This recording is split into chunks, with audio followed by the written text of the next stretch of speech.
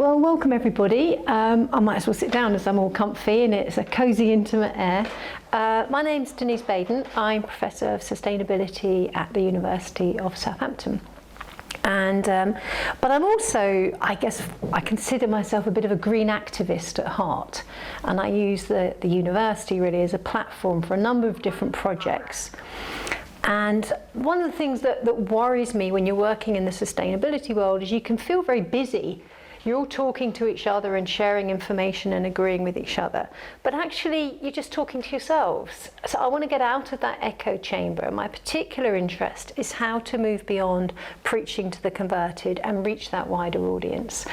And so I've done a number of projects, but today I'm going to talk about two of them in particular and how they've been informed by my research and what's going on. So the first project I'm going to talk about is sustainable hairdressing. So first of all, get a bit of feedback from the floor. Can anyone think of what a green product is? An example of what makes a green product? Something that doesn't have micro beads in. Yeah, avoids little bits of plastic. Anything else? Something recyclable. Yeah, that's the most common thing. So, for example, if you see packets, say Colgate have got two varieties. One's in a great big shiny white toothpaste and sort of cardboardy, shiny cardboardy thing, and it's pretty cheap for a big thing of toothpaste. The other one is half the size, twice the price, and is in a nice brown cardboardy one. And they say that is a green product. But what they're doing is charging 4 times as much for a product that actually has fewer ingredients than the cheap one. So what they're doing is taxing our green conscience and calling themselves green. I don't consider that a green product. But that's where a lot of the industry is. They think if they put it in a nice cardboard container that's recyclable, they can call it a green product. But the fact is that, especially if we go to hairdressing, the carbon footprint of hair, when you break down a life cycle analysis, I think Boots did this, and they said it was 93% of the carbon footprint of a shampoo is in the hot water used to wash the shampoo out. Relatively little is in the actual manufacture or the container or the transport or the packaging. It's in the hot water. And one of the things that I discovered when I was doing the sustainable hairdressing project, I thought I'd be talking about hair dryers because they make a lot of noise and recycling. And I wasn't, because actually I can't give advice on recycling because it changes from county to county, it changes over time. Any advice you give won't be relevant for all places at all time. And actually hair dryers use relatively little energy compared to washing hot water. So in fact, a green hairdressing product is something like dry shampoo because you don't need any water to wash it out. It's something like leave-in conditioner. So someone, especially if they've got long hair and they're using conditioner and they got all leave it in for 2 minutes and they've got the hot water running, you know, it can use a hell of a lot of energy. Or easy rinse shampoo. These kinds of things are actually green products, but they're not marketed as such. So one of the reasons I set up the sustainable hairdressing project was to try and educate not just hairdressers, but the wider public. So you've all got one of these little things in there. There's an amazing sort of statistic that you know, some people, and I realised this when I went around talking about sustainable hairdressing, a lot of guys don't get it, especially those with little hair. It took a long time to persuade our head of school that sustainable hairdressing mattered in any way. But some people will spend literally half an hour or an hour every day in the shower, blow drying their hair, straightening it. I mean, that has a very high carbon footprint. So if someone washes their hair, shampoos it, rinses, shampoos it again, rinses, conditions, rinses, and then blow dries it and straightens it, that's got a huge carbon footprint. And the fact is, and again, it's another thing that I discovered, is that all that hot water, all those chemicals which are in shampoo, which are quite toxic chemicals actually, all that heat isn't good for your hair. It's actually not very good for your hair. It's not very good for your skin. especially as you get older, it gets quite aging, and especially if you've got a power shower and you've got pouring hot water pouring down on you for a long time with those chemicals, pores all open, it's not that great for you. So there's quite a few win-wins, and that was my way in with the hairdressers. If you cut back on hot water, if you promote products that use less hot water, if you promote washing on a lower temperature, suddenly you're really cutting the carbon footprint of your hair care. So one of the things we do is a sustainable salon certification where salons can sign up for free, and all they do is their stylists have to do this virtual salon where they go through, it takes about half an hour, it's designed like a game, and they learn about all the different practices and products and so on. Then they get automatically a sustainable stylist certificate, and once all the stylists are certified, or the majority, the salon owner can self-certify and get promoted as a sustainable salon. So that's sort of one of the things we do, and we've got a little, on our website ecohairandbeauty.com, you've got a little map where you can click on it and you can see where your nearest certified salon is. In the process of doing this, I did some research, and I discovered that a lot of people use conditioner, and I asked those who always use conditioner to try going without, and measured their reactions and how it felt for them. And that was quite interesting. I discovered that a third of them said it made no difference. A third of them said their hair felt better and was less greasy and needed washing less quickly, and a third of them said it wasn't as nice without conditioner. So 2/3 of people don't even need conditioner. And again, a lot of these things are marketed to us, but it's very distinctive. Our hair is all different, and don't buy the marketing, try it out for yourself. Do you need conditioner? How does leave-in conditioner feel for you? How does dry shampoo? I mean, I'm a real advocate of dry shampoo because especially when my 2 boys were still at home, because they say girls are bad, boys are the worst. I could never get in the bathroom because they were in there. So in the end, if I did my hair doing, I just do dry shampoo, done in seconds, off to work, no mess. So I'm a real advocate of that. And I've had people who've tried going without, and I think it works better if you do it gradually because your hair gets used to it. So if you're constantly stripping it of oils with shampoo, it'll produce extra. So I've had someone who only washed their hair with conditioner, and it worked great for them. Their hair is lovely. It looked awful with me. So different people try it and different people get different results. So I think it's one you have to try for yourself. The idea that you should shampoo once, rinse and repeat came about, I think, from the old days in the 50s, where women used to go and get their hair done with tons of product once a week and then not touch it for a week. So you needed to really wash it out. If you've got chemically treated hair, again, those who always use conditioner, a fair few of them dyed their hair regularly. So I didn't actually find, I didn't do a large enough sample study to be 100% sure, but I did not find any difference that was noticeable between those who dyed their hair and stopped using conditioner and those who didn't. And that did surprise me. Some people found a difference, some people didn't. I found a difference when lockdown came. I stopped dyeing my hair, encouraged by a friend 10 years younger than me who actually stopped, and it looked great. And yeah, it's been such a relief not to have to do that. And you don't find these studies tend to go on because it's not in the manufacturer's interests to get negative results. So for example, with makeup and so on, skin cream, they will say, oh, it's been proven that skin looks better. 8 out of 10 women say skin looks better with moisturiser.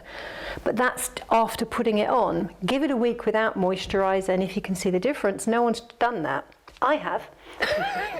And no one can tell the difference. I did it because my friend used to write for a lot of beauty magazines and got sent endless products, some of them really expensive, some of them cheap. And we all did it, like we'd do one eye for the eye cream and not the other one, or one arm for the body lotion and not the other one. None of us could tell the difference once it had properly, soaked in. You can straight after, but not after a while. So I remember when I was young, I used to think, oh my word, what did Stone Age women do if they couldn't, cleanse, moisturise and tone? Their skin must have been terrible. And I was such a victim of marketing. I can't believe I thought that now. But that's what they'll have us believe. So a lot of and again, a lot of it was sustainability applies in hairdressing. Less is more. Most of us use too much shampoo. Most of us shampoo more often than we need to.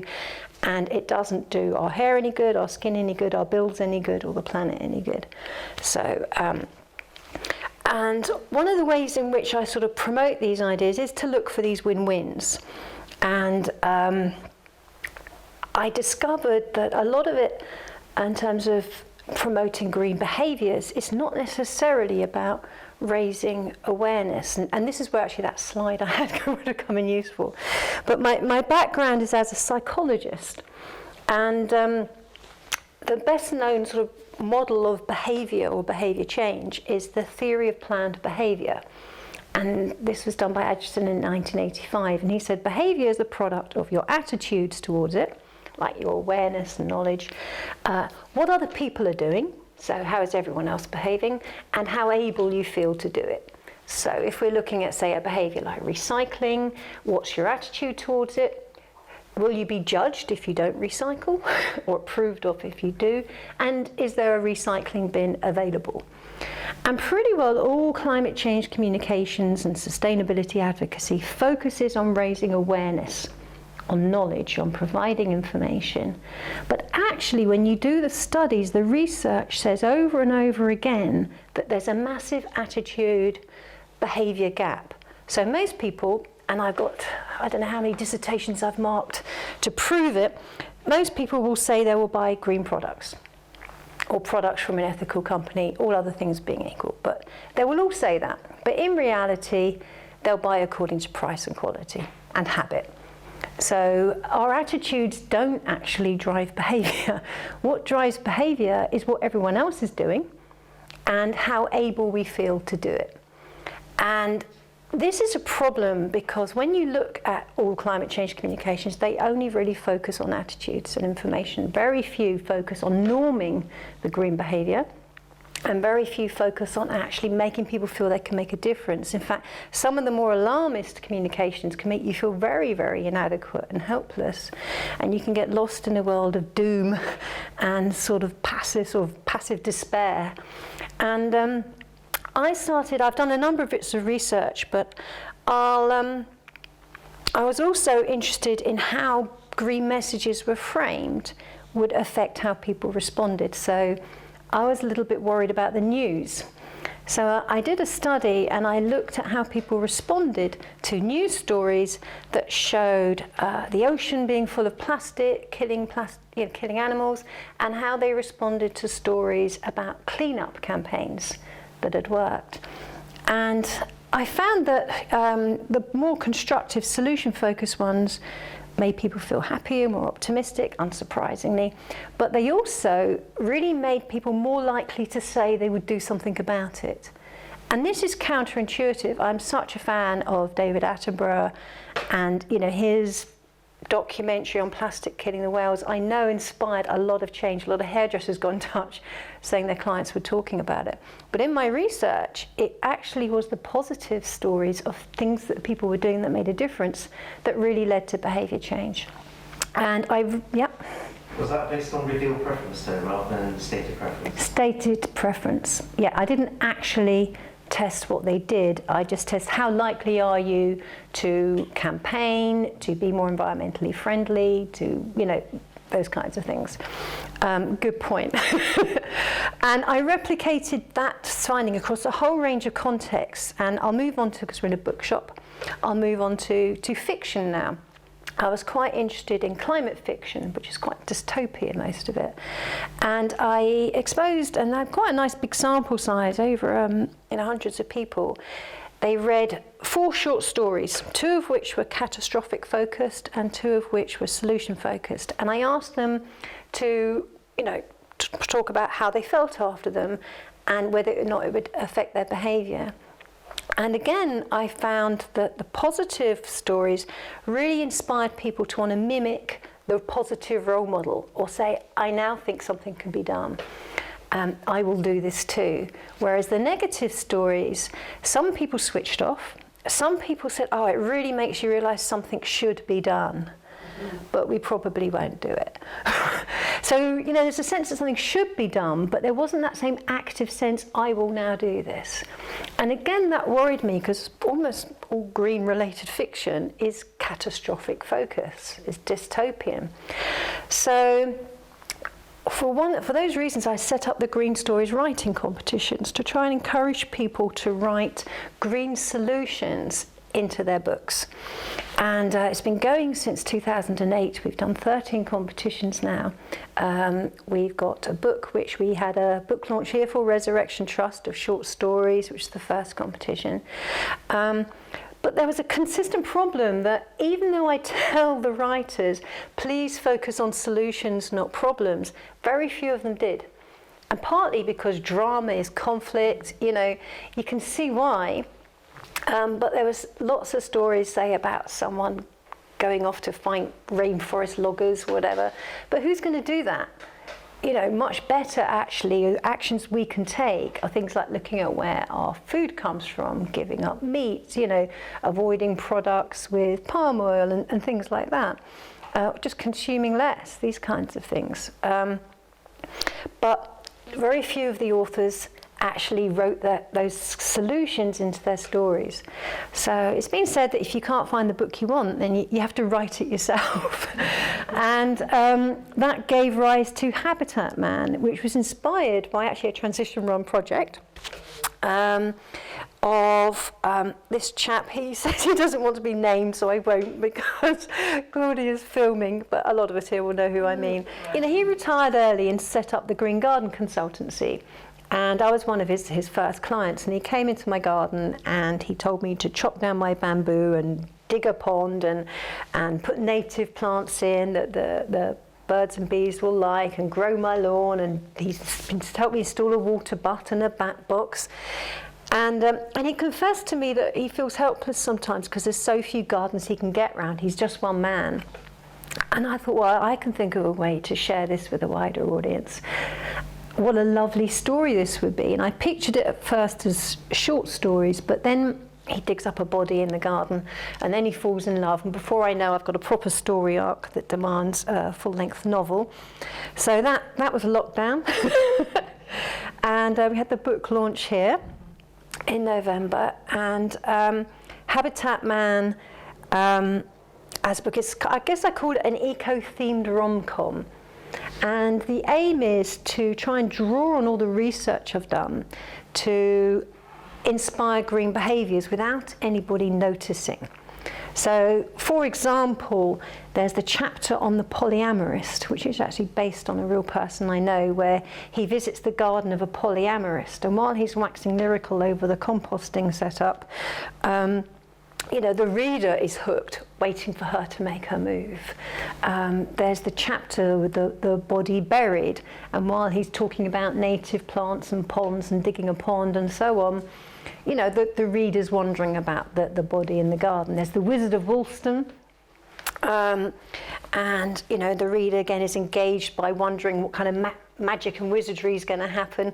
There's a composting toilet he visits, and there I talk about social norms as well. He visits a psychologist who says that you know, upcycled decking is the new in, because people now are sort of looking down on conspicuous consumption. It's no longer seen as aspirational, it's seen as, you know, trying too hard and irresponsible. So I'm trying to norm the idea that conspicuous consumption is nothing to aspire to anymore. I have a Buddhist who can offer, and I talk about paganism, to have a look at the sort of the spiritual aspects that connect people with nature. So I kind of approach it from many different angles, and one of the main gardens, there's the love story going on. So of course you can kind of pop in, seed little bits of green info while we're watching the romance play out. So that was my attempt, because, you know, in the business school we study things like product placement and marketing, and I think, well, why should business have all the good tricks? So that was the aim of the book. So I've probably used up my 20 minutes now. But that was just a brief overview of some of the ways in trying to reach the mainstream, really, with green behaviours and green solutions. So I have to say, I loved Denise's book. I don't know, I mean, you've read it, haven't you? I noticed it in a neighbour's house. And as I knew Denise, I asked them if I could read the book. And I usually don't take time during the day to take breaks to read novels, but actually I found the pace was excellent and very, very well written, so very inspirational. And of course, for me, is a book that is set in Southampton, in many areas that we know, and that made it even more valuable. yeah, it's nice when you recognise bits, isn't it? A lot of people have said that to me. They like it when they think, oh, I know that place. But I personally definitely thought that I need to give Kevin a ring and see what he can do to my community. Well, he said he's got quite a few emails saying, I've read Habitat Man, can you come and do my garden? Maybe